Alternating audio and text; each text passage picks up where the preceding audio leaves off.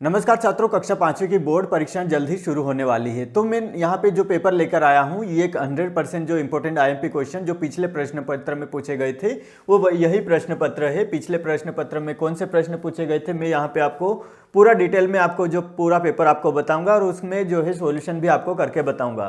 तो ये प्रश्न पत्र है 2023-24 का, जिसमें ये इस प्रकार के प्रश्न भी इस साल जो है पूछे जाएंगे आपको 2025-26 के पेपर में।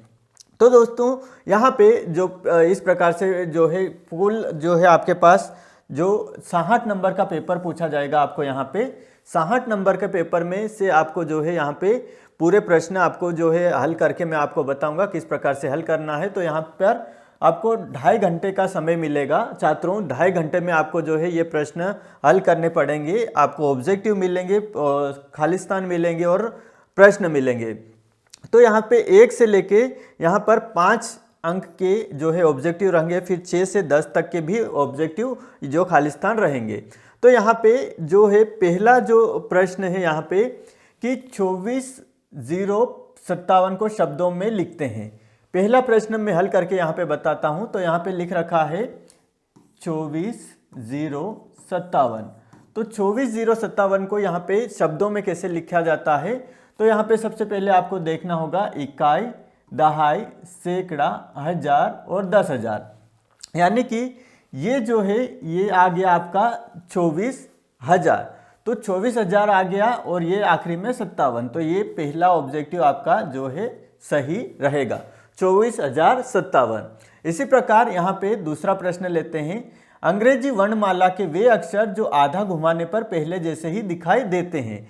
तो आधा घुमाने पर पहला हम लेते हैं A0, यहाँ पे O है तो O को हम घुमाएंगे तो ये आधा घुमाने पर यानी कि इसको इतना घुमा लेंगे आधा, तो भी ये O वैसा का वैसा दिखेगा। अब हम I को जो है यहाँ पे आधा घुमा लेते हैं, आधा मतलब इसको घुमा लेंगे, इसको वापस यहाँ से यहाँ तक, तो ये भी ऐसा का ऐसा वापस आ जाएगा। यानी कि इसको ऐसा घुमा के वापस यहाँ पे लाएंगे तो ये घूमेगा ऐसा का ऐसा ऐसा और ये वापस, यानी कि ये का ये आ जाएगा। तो इसका उत्तर पहला आएगा, ए आएगा। इसका भी जो उत्तर यहाँ पे आएगा छात्रों ए ही आएगा। नेक्स्ट यहाँ पे पैटर्न 7, 9, 11, 13 की अगली संख्या क्या होगी। तो सिंपल सा पैटर्न है छात्रों, बहुत ही जो ये प्रश्न पत्र का पैटर्न है इसी प्रकार से ही आपको प्रश्न पूछे जाएंगे बोर्ड परीक्षा में। अब ये है यहाँ पे जो है 7 है, 9 है, 11 है और 13 है। अब आपको एक फर्क दिख रहा होगा छात्रों, यहाँ पे 7 के बाद क्या आता है, 8 आता है, 8 के बाद क्या आता है, 9 आ गया, 9 हमारे पास, 9 के बाद आता है 10, 10 के बाद आता है 11 आ गया, 11 के बाद आता है 12, 12 के बाद आता है 13 और 13 के बाद यहाँ पे क्या आएगा दोस्तों, यहाँ पे जो है 14 आएगा, 14 और 14 के बाद क्या आएगा 15। तो हमारे पास जो उत्तर आना चाहिए वो आना चाहिए 13 की अगली संख्या, यानी कि एक एक छोड़ के। तो 13 के बाद हमको एक संख्या छोड़ देनी है, यानी कि हम इस 14 को क्या करेंगे, छोड़ देंगे। तो 14 को छोड़ेंगे और हमारे पास जो संख्या आएगी वो यहाँ पे आएगी 15। तो हमारा उत्तर यहाँ पे आ जाएगा छात्रों, ये आ जाएगा 15। 15 इज द राइट आंसर। अब यहाँ पे एक जो है आयत का परिमाप निकालने का सूत्र कौन सा होगा, ये हमसे पूछा गया है छात्रों। तो ये जो है ये वर्ग का परिमाप निकालने का सूत्र है। हमारे पास आयत का परिमाप निकालने का सूत्र यहाँ पे ये होगा 2 गुणित लंबाई धन चौड़ाई। ये हमारा राइट आंसर होगा 2 गुणित लंबाई धन चौड़ाई। अब आगे बढ़ते हैं छात्रों।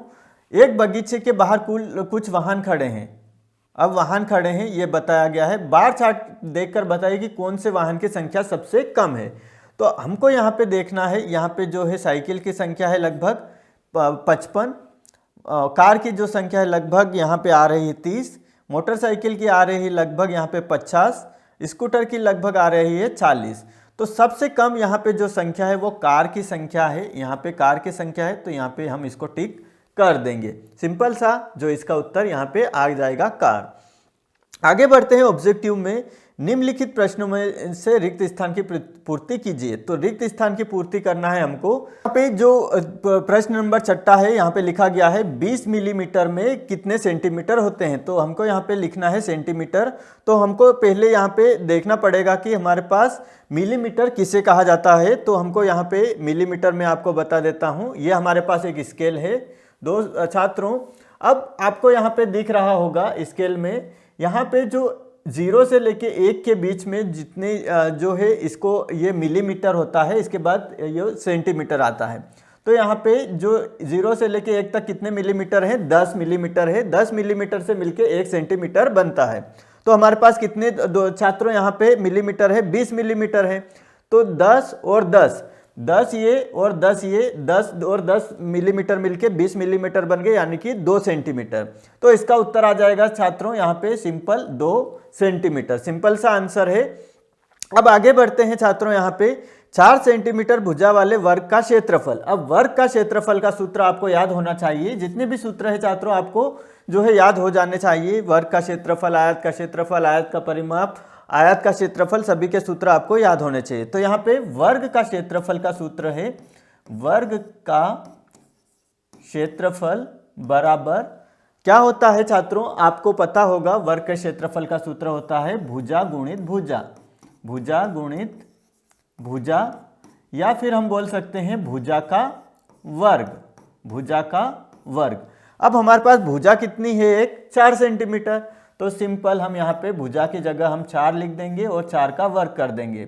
अब 4 का वर्ग तो 4 गुणित 4 लिख देते हैं हम, 4 गुणित 4, 4 चौक 16। हमारे पास उत्तर आ गया 400 जो है 16 आ गया। तो 16 वर्ग सेंटीमीटर, इसका उत्तर आ जाएगा 16 वर्ग सेंटीमीटर। हम यहाँ पे सिर्फ लिख देंगे 16 वर्ग सेंटीमीटर। ये हो गया हमारा जो सही विकल्प चुनना और जो है हमारे रिक्त स्थानों की पूर्ति। आगे जो प्रश्न रहेंगे वो भी रिक्त स्थान वाले रहेंगे थोड़े। किसी आकृति को सममित अक्ष द्वारा खालिस्तान भागों में बांटा जा सकता है। अब सममित जो है अक्ष द्वारा, सममित अक्ष मतलब यहाँ पे हम बोल सकते हैं सममित अक्ष, बीच से जो काटा जाता है उसको बोला जाता है सममित अक्ष। तो यहाँ पे जो है यहाँ पे इसको कितने भागों में बांटा जा सकता है, तो 2 भागों में बांटा जा सकता है। किसी संख्या और शून्य का गुणनफल। अब ये तो सभी छात्रों आपको पता होगा कि किसी संख्या और शून्य का गुणनफल, मान लो यहाँ पे 2 है और इसमें हम 0 का गुणा करेंगे तो उसका उत्तर कितना आएगा छात्रों, उसका उत्तर 0 ही आएगा। चाहे आप कोई सी भी संख्या में 0 का गुणा करोगे तो उसका गुणनफल जो है सदैव 0 होता है। अब 10वां जो है खालिस्तान है, 1 किलो 500 ग्राम नमक में 100 ग्राम नमक के पैकेट कितने होंगे।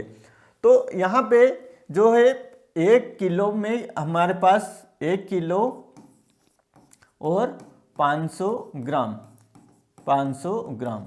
तो 1 किलो में कितने ग्राम होते हैं छात्रों, हमारे पास 1 किलो में 1000 ग्राम होते हैं। तो 1000 प्लस 500 ग्राम यहाँ पे जुड़ जाएंगे, टोटल हमारे पास कितना आ गया 1500 ग्राम। अब 1500 ग्राम में हमारे पास यहाँ पे 100 ग्राम के पैकेट, तो हम 100 का भाग दे देंगे यहाँ पे, सिंपल 100 का भाग दे दिया तो हमारे पास जो है 15 पैकेट होंगे। तो 1 किलो 500 ग्राम नमक से 100 ग्राम नमक के 15 पैकेट बनेंगे। सिंपल है, यहाँ पे सिर्फ आपको जो है 100 पैकेट जो है करने हैं, तो 1500 में 100 का हमने भाग दे दिया। 1 किलो में 1000 ग्राम होता है और ग्राम 500 ग्राम इसमें हम जोड़ देंगे तो 1500 ग्राम हो गया। उसके बाद हमने 100 का हमने इसमें भाग दे दिया। अब यहाँ पे नीचे प्रश्न नंबर 11 है, घड़ी में 4 बजे तो घंटे और मिनट की सुई में कौन सा कोण बनता है। तो यहाँ पे तो छात्रों हम यहाँ पे घड़ी बना देते हैं, घड़ी मैंने यहाँ पे बना दी। इसके बाद यहाँ पे जो हो गए 12, ये 1, ये 2, ये 3 और ये 4, ये 5 और यहाँ पे इसकी यहाँ पे 6 बज गए। तो ये घड़ी में 4 बजे घंटे और मिनट की सुई, तो ये 4 बज रहे हैं, ये घंटे की सुई है, ये 4, और जो ये सुई है ये जो है मिनट की सुई है। अब जो है यहाँ पे 4 बजे घंटे और मिनट की सुई में कौन सा कोण बन रहा है। तो अगर यहाँ पे जो घंटे की सुई रहती तो ये जो है समकोण बन जाता, लेकिन ये समकोण से कैसा है छात्रों, थोड़ा सा अधिक है, समकोण से अधिक हो गया। यहाँ पे 3 से 4 बज रही है, तो ये हो जाएगा कौन सा कोण छात्रों, अधिक कोण, अधिक कोण। ये उत्तर हमारा हो गया।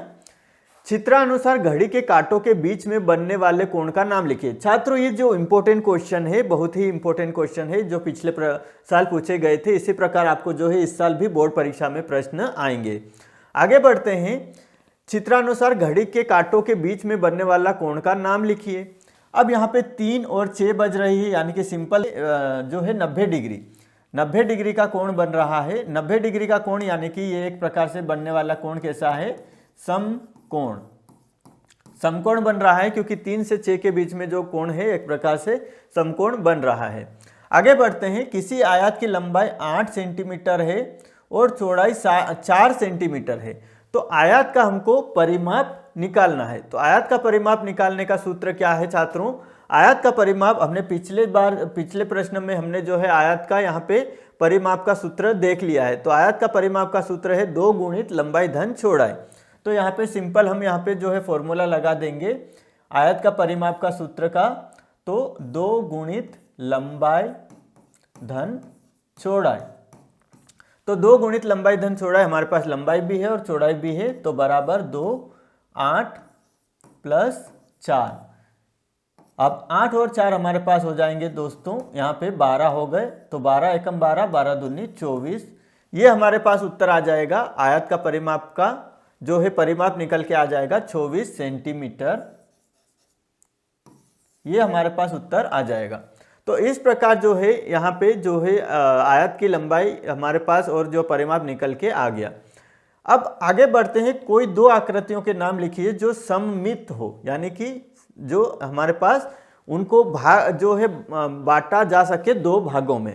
तो 2 भागों में हम किन किन को बांट सकते हैं, एक तो हो गए हमारे पास, एक तो आयत हो जाएगा जिनको हम बांट सकते हैं, एक वर्ग भी हो जाएगा, और जो है यहाँ पे वृत्त भी हो जाएगा एक प्रकार से, जिनको हम जो है सममित में जो है आकृतियों को बांट सकते हैं। कोई 2 आकृतियों के नाम लिखने हैं, आप कोई सा भी नाम लिख सकते हैं जिनके जो सममित हो। यदि एक आयताकार बॉक्स में 24 किताबें रखी जाती है तो 576 किताबों को पैक करने के लिए कितने बॉक्स की आवश्यकता होगी। इस प्रकार का प्रश्न भी आपसे पूछा जाएगा छात्रों। हम इसको हल करते हैं। यहाँ पे पूछा गया है एक आयताकार बॉक्स में क्या है, यहाँ पे 24 किताबें रखी जाती है, 24 किताबें रखी जाती है, तो 576 किताबें हैं हमारे पास, 576 किताबें हैं।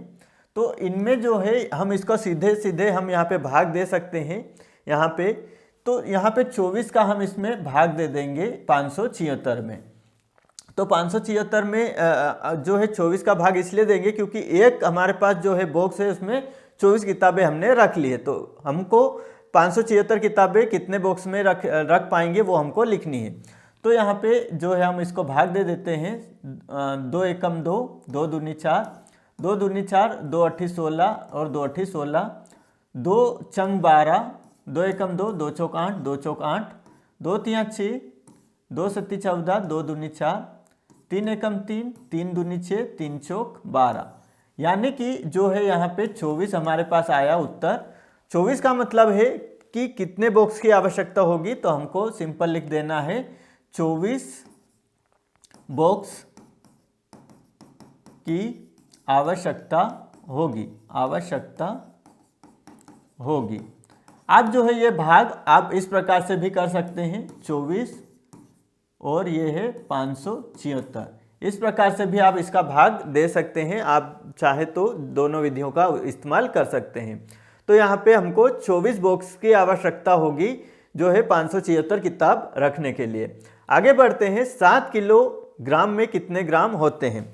अब ये भी बहुत अच्छा क्वेश्चन है, ऐसे प्रश्न आपसे जो है बोर्ड परीक्षा में पूछे जाएंगे क्योंकि ये बोर्ड परीक्षा का पिछले साल का पेपर है। तो यहाँ पे 7 किलोग्राम में कितने ग्राम होंगे, तो 7 किलो, अब हमें पता है कि 1 किलो में कितने ग्राम होते हैं, 1000 ग्राम होते हैं। तो यहाँ पे 7 किलो में जो है यहाँ पे 7 गुणित 1000 ग्राम, तो 7 किलो में कितने ग्राम हो जाएंगे यहाँ पे 7000 ग्राम। कितने ग्राम हो जाएंगे 7000 ग्राम, हमारे पास उत्तर निकल के आ जाएगा। 7 किलो में 7000 ग्राम होंगे। नीचे बढ़ते हैं और यहाँ पे दिए गए पैटर्न की अगली 3 संख्याएं होगी। सिंपल सा प्रश्न है, यहाँ पे हमको जो है एक पैटर्न दिया गया है, इस पैटर्न को समझना होगा। तो पैटर्न क्या है हमारे पास, पैटर्न है हमारे पास छात्रों, यहाँ पे जो है 11 है, 21 है, 31 है, 41 है और 51 है और 61 है। तो यहाँ पे आपको एक पैटर्न दिख रहा होगा छात्रों कि जो है 11 के बाद जो है 21 आ गया, 31 आ गया, 41 आ गया, 51, 61। अब यहाँ पे जो है 71 आ जाएगा, यहाँ पे 71 आ जाएगा, यहाँ पे फिर 81 आ जाएगा और यहाँ पे 91 आ जाएगा। सिंपल सा पैटर्न है, बहुत सिंपल है, बस आपको समझना होगा छात्रों। आप पूरे जो है नंबर 60 में से 60 नंबर इसमें ला सकते हैं जो है गणित के पेपर में। अब ये जो है विजय चौक और जनपथ के बीच कौन सा मार्ग है, तो ये थोड़ा डायग्राम आपको जो है यहाँ पे दिख नहीं रहा है अच्छे से। ये प्रश्न भी आप आसानी से कर पाओगे, कोई जो है ज़्यादा कठिन नहीं है, बस आपको जो है यहाँ पे इस चित्र को देखना होगा और अच्छे से समझना होगा। तो इस प्रकार का चित्र भी आपको एक आएगा और उसके प्रश्न भी पूछे जाएंगे। ये मैं जो है पेपर का पैटर्न आपको समझा रहा हूँ कि इस प्रकार से जो है परीक्षा का पैटर्न आपको जो है बोर्ड परीक्षा में आएगा। आगे बढ़ते हैं छात्रों, यहाँ पे अब जो है आखिरी का जो है पेपर है, यहाँ पे 19 से लेके 26 तक के क्वेश्चन दिए गए हैं। तो पहला प्रश्न है प्रश्न नंबर 19वां, 1/5 को दशमलव में भिन्न में बदलना है। तो 1/5 को हमको जो है दशमलव में बदलना है। तो यहाँ पे 5 का भाग 1 में नहीं जाएगा, तो हम क्या करेंगे, यहाँ पे 0 लगा देंगे और यहाँ पे जो है यहाँ पे 0 आ जाएगा, क्योंकि भाग नहीं जाएगा उसका 0 आ जाएगा। इसके बाद यहाँ पे जो है दशमलव लगाएंगे और यहाँ पे 0 बढ़ा देंगे, 5 एकम 5, 5 दूनी 10। तो हमारे पास जो आएगा यहाँ पे 0.2 जो है उत्तर आएगा हमारे पास यहाँ पे। तो दशमलव में बदलना था हमको, तो 0.2 हमारे पास उत्तर निकल के आ जाएगा। इस प्रकार से आपको दशमलव में बदलते आना चाहिए। एक वर्गाकार बगीचे की बाड़ की लंबाई 32 मीटर है। 32 मीटर है तो बगीचे की एक भुजा की लंबाई कितनी होगी। वर्गाकार मतलब जो है सभी भुजाओं की लंबाई कैसी हो, बराबर हो। वर्गाकार, वर्ग कैसा रहता है, जिसकी चारों भुजाएं की लंबाई कैसी रहती है, बराबर रहती है। तो हमारे पास जो है वर्ग की भुजा जो है यहाँ पे परिमाप दिया गया है, वर्ग का परिमाप दिया गया है, यहाँ पे हमारे पास कितना है 32 मीटर है।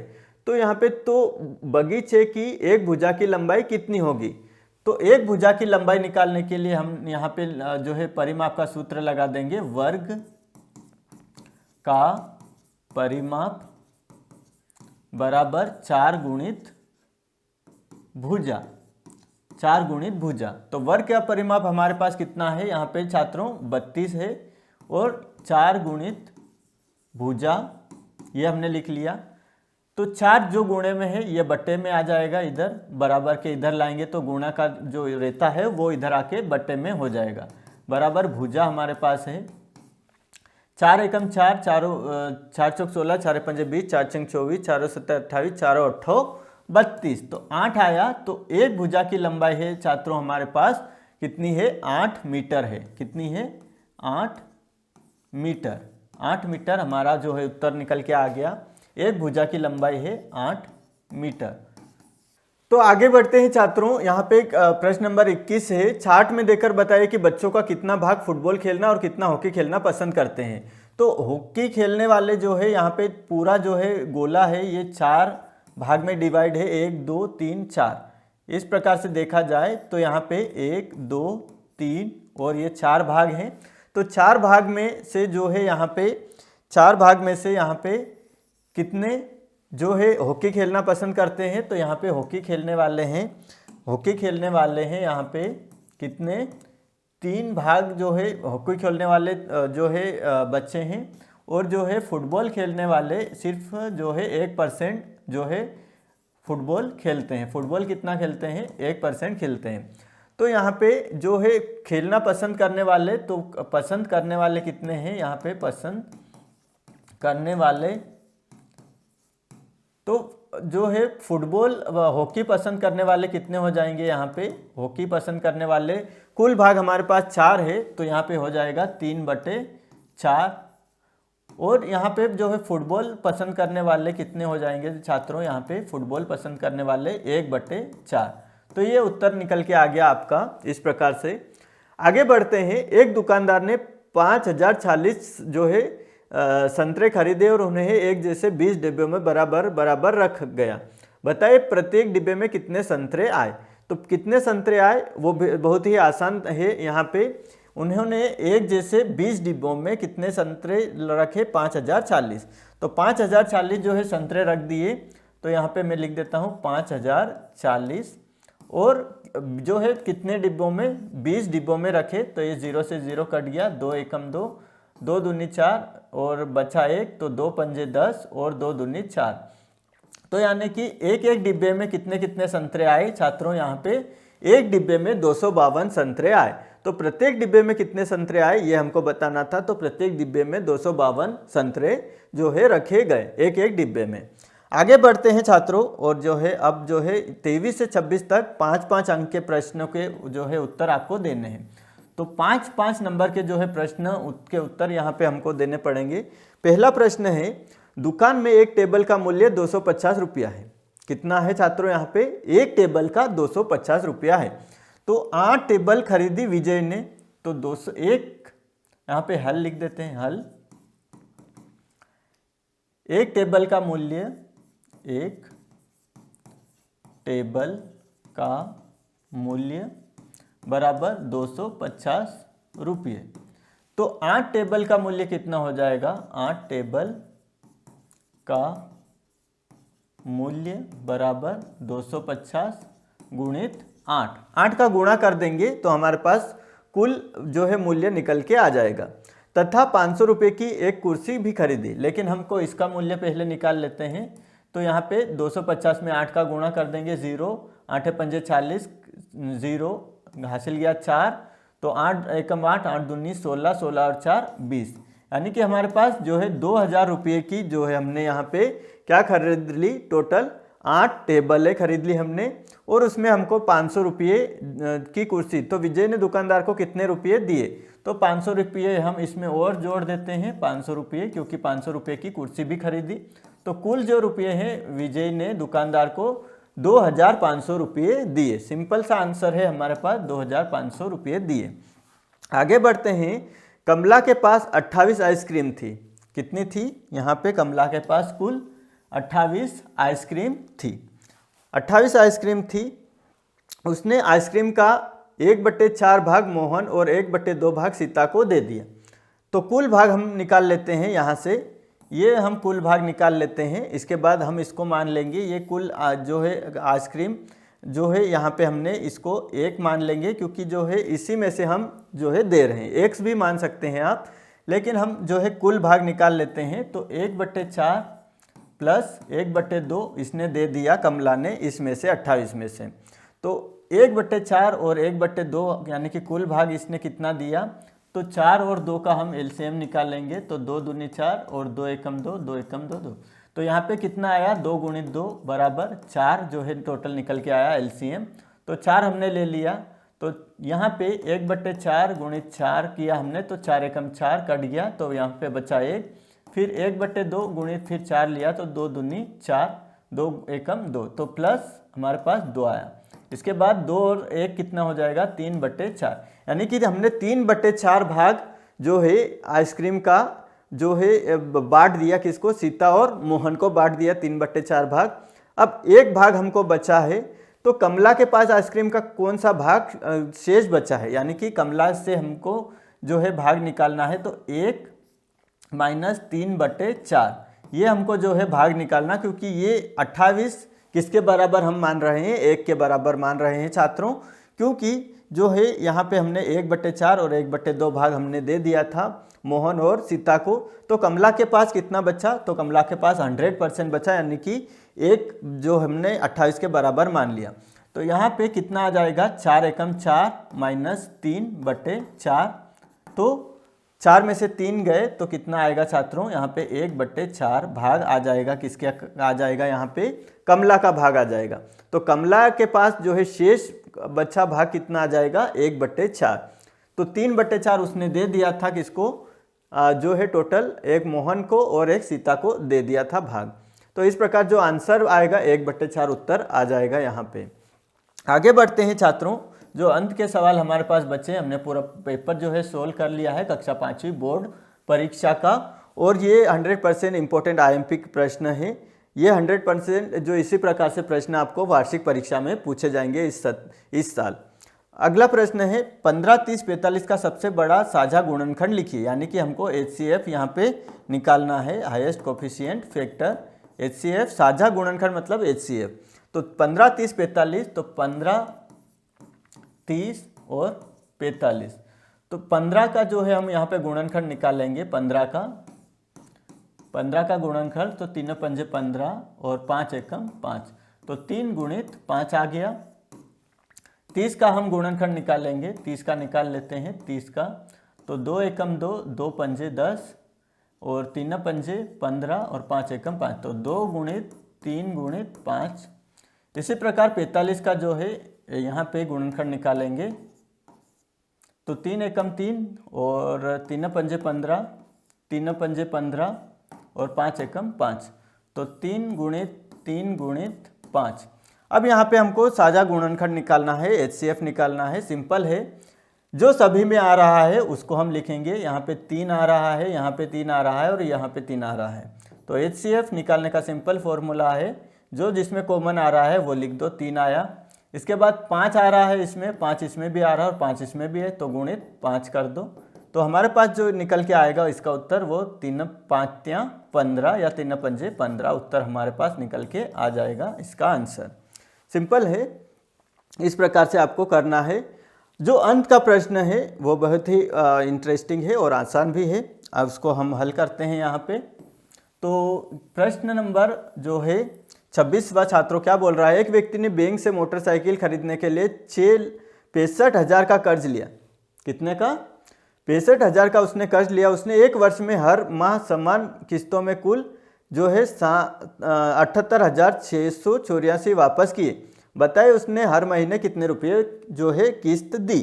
तो सिंपल है, यहाँ पे जो है उसने इतना तो कर्ज लिया लेकिन उसने चुकाया कुल कितना? 78,684। 78,684 का कुल कर्ज उसने चुकाया। अब आप सभी को पता होगा एक वर्ष में उसने पूरा कर्ज चुका दिया, यानी कि उसको बाइक पूरी उसने खरीद ली और उसका पूरा पैसा दे दिया। तो एक वर्ष में कितने महीने होते हैं? तो 12 महीने होते हैं। 12 महीने होते हैं, सभी को पता है। तो हम क्या करेंगे, यहाँ पे 12 का भाग दे देंगे इसमें। किसमें? 78,684 में हम इसमें 12 का भाग दे देते हैं। तो 12 का भाग दे देते हैं, तो यहाँ पे 2 से हम इसको डिवाइड करते हैं। सबसे पहले 2 छंग 12, 2 तिया 6, 2 नमकी 18, 2 तिया 6, 2 चौक 8, 2 दूनी 4, फिर 2 तिया 6, फिर 2 एकम 2 हो जाएगा और यहाँ पे हासिल आ जाएगा 19, 2 नमकी 18 हासिल गया 1, 2 छंग 12 हासिल गया 1, 2 सत्ती 14 और 2 एकम 2। आखिरी में हम जो है 3 का भाग देंगे। तो 3 पंजे 15, 3 छंग 18 बचा 1, फिर 3 पंजे 15 बचा 1, 3 पंजे 15 और यहाँ पे बचा कितना? 2। तो 3 पंजे 15, 3 छंग 18, 3 सत्ते 21। तो ये आया आखिरी में कितना आया छात्रों? यहाँ पे 6,557 रुपये की एक किस्त उसने प्रतिमाह जमा करी। यानी कि उसने प्रतिमाह कितने छात्रों जो रुपये जमा किए? 6,557 रुपये प्रतिमाह उसने जमा किए। तो उसकी किस्त जो है पूरी 78,684 रुपये उसके लगे। तो इस प्रकार जो है छात्रों हमने पूरे प्रश्न हल कर लिए। और जो है प्रत्येक प्रश्न का हमने उत्तर अच्छे से समझा, ऑब्जेक्टिव भी अच्छे से समझे हैं जितने भी हैं। तो छात्रों इस प्रकार से जो है प्रश्न आपको बोर्ड परीक्षा में जो है पूछे जाएंगे, कक्षा 5वीं बोर्ड परीक्षा।